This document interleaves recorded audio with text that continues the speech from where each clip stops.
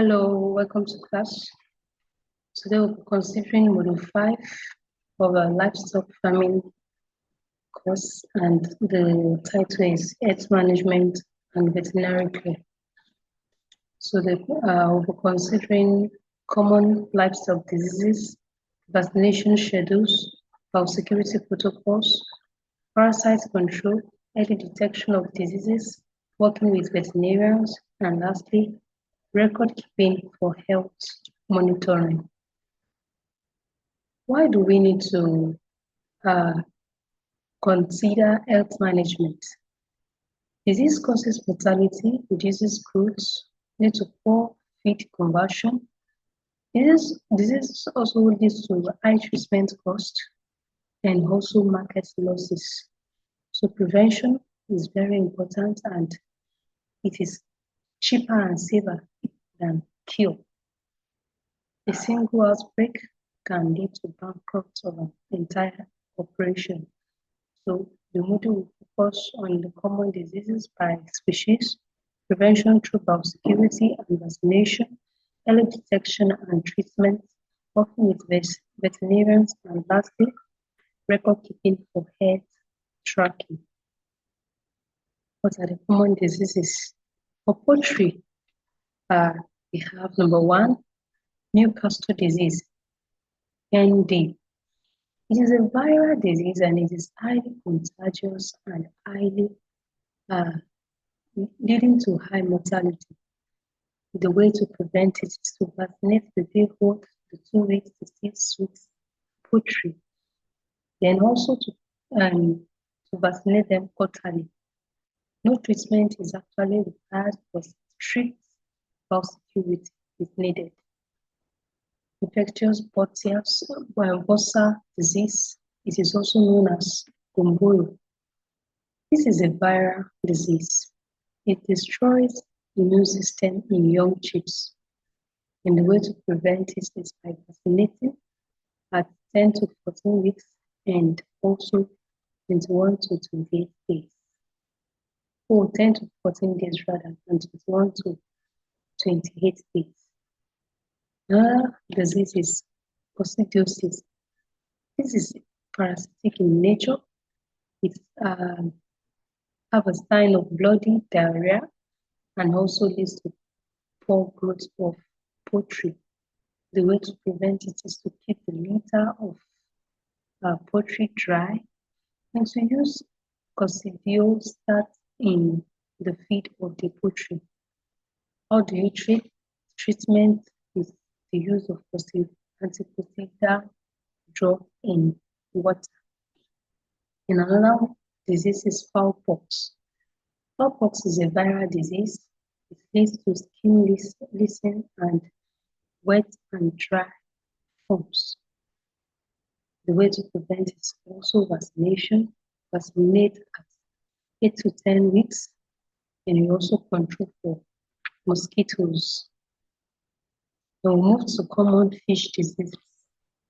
For fishes, we have bacterial infections, and it is also known as aromonas. So the way to prevent is to maintain high quality of water, high water quality, and also use antibiotics. For fungal infections, there is need for salt baths and also improve the temperature for the fish environment. For parasitic disease, there is need to quarantine new stock and regular pond cleaning.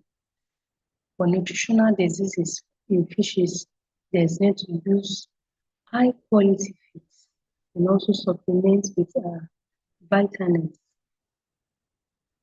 For small ruminants, that is goats, sheep, the common disease are pestis, and this can be prevented by vaccinating annually.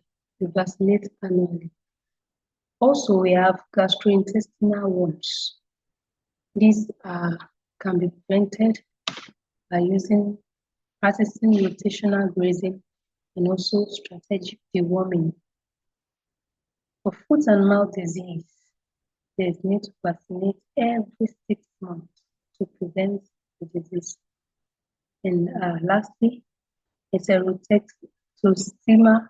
This is known as pulpy kidney. There is need to vaccinate and avoid sudden diet change. For cattle, the common disease experienced by cattle, we have the contagious bovine pneumonia, and this is CBPP in abbreviation. So the way to prevent CBPP is by vaccinating annually. And we also have trypanosomosis, and this is it is transmitted by testis fly, and the prevention is by controlling the testis fly, and also using the trypanotolerant breeds. Also, there is tick-borne disease. It can be prevented by using regular acaricide spray. Then also, there is mastitis. This actually is seen in the mammary, the breast part of the animal. And a way to prevent this mastitis is by maintaining milking hygiene, and also teat piping, and also dry cow therapy. For milk fever, there is need for proper dry cow nutrition, and also IV calcium treatment should be given to cattle. Common pig diseases. For pigs, the common diseases are African swine fever, ASF. This one does not need vaccine for treatment, but strict security. Also, there is a classical swine fever. Vaccination is essential and it is vital in endemic area. Another disease in pigs is swine erysipelas, and this is prevented by using vaccination and also penicillin treatment. The last one is mange. This can be prevented by using injectable ivermectin and cleaning the housing regularly. For rabbits experience coccidiosis as well, and it is most common in the younger rabbits within 4 to 12 weeks. The way to prevent it is cleaning the housing, drying the bedding, giving medicated feed. And the treatment is using a sulfur drug in water. Another disease is pasteurellosis, which is snuffles, and it's a bacterial respiratory disease. The way to prevent is good ventilation, and also to reduce stress the rabbits will go through. The treatment is the use of antibiotics like Enroll. Then also, rabbits also experience mange, ear mite. It's a crusty hair lesion, and it can lead to head shaking. The treatment is the use of ivermectin and mineral oil drop. And the last one is enteritis. Enteritis is a form of diarrhea, and it also leads to bloating and often diet-related disease. Prevention is the use of high-fiber diet in the rabbit feed, and also gradual feed changes. Vaccination schedule for poultry and small ruminants. Broiler, on the day one we give marek disease vaccine. Day 7 to 10, we give Newcastle and infectious bronchitis. Then also, day 10 to 14, we give Gumboro. Then day 21 to 24, you give Gumboro booster. Then 28 to 30 days, we give Newcastle with infectious bronchitis booster. The layers, when it's hard at 8 to 10 weeks, you give vaccine against cowpox, and within 16 to 18 weeks, you give Newcastle disease vaccine. Then for goats and sheep, between 6 to 8 weeks, you give PPR vaccine, you give Clostridia vaccine. For when they get to 12 weeks, you offer Clostridia booster, and at 4 weeks before kidding or before lambing, you offer Clostridia booster. And annually, you offer PPR booster as well as Clostridia booster. For cattle and pigs, when cattle reach 3 months, you offer CPVV, and you also give FMD. When it's 4 months, you offer black water. When it's 6 months, you give brucellosis, or only for the AFR. Then also for the cattle, you offer CPVB and black water booster annually. Every 6 months, you give FMD booster. So for pigs, when pigs reach 8 weeks, you give vaccine against classical swine fever and against swine erysipelas. When pigs reach 12 weeks, you offer boosters. And when they get to their breeding stock, you give annual booster and PRRS vaccine if needed. Then before farrowing, 3 to 4 weeks, we offer E. coli vaccine. So in all this, this vaccination, no vaccine for African swine fever. You have to know that our security is the most important. Our security and prevention strategy. What are the key biosecurity measures? Number 1 is restricting farm access to control for visitors and vehicles and external entities. Number 2 is food bait and disinfectant at all entry points. Number 3 is using of quarantine. You separate new animal for 2 to 4 weeks. Another method or measure is rodent and insect control, because they are most likely disease vectors. Also, there's need for proper carcass disposal. Is either you burn or you bury the carcass of dead animals.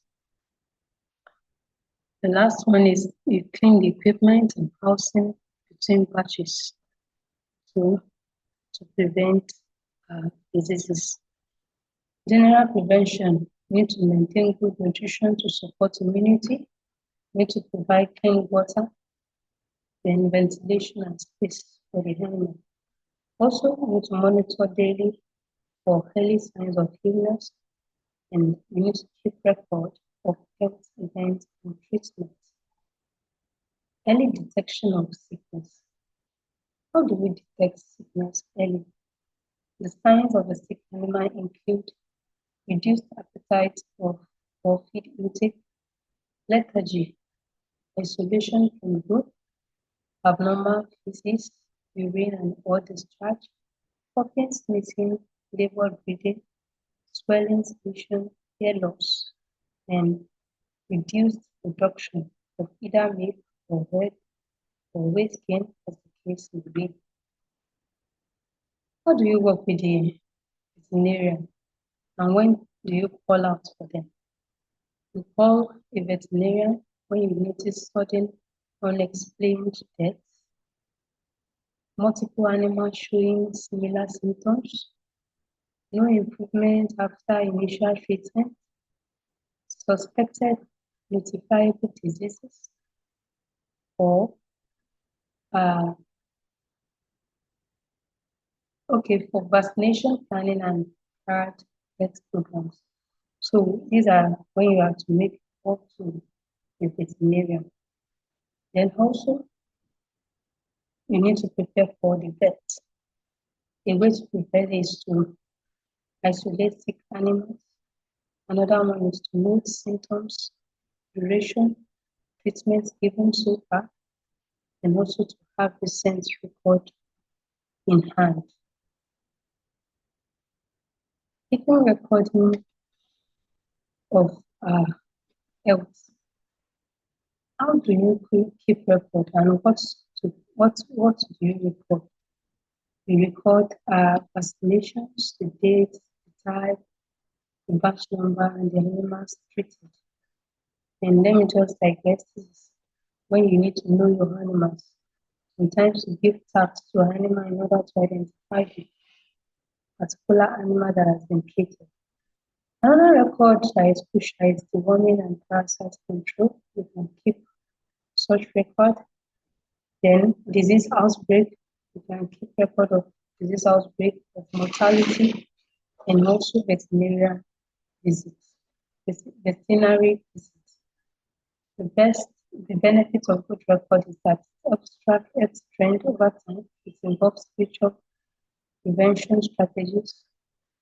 Also, it is essential for disease investigation and control. And lastly, it improves treatment accuracy and timing. In conclusion, prevention is better, far better than treatment. So you need to invest in vaccination and biosecurity. Also, you need to know the common disease that your animal can be susceptible to. Early recognition will help to save lives and money. Also, you need to follow vaccination schedule. Don't skip any booster and don't manipulate.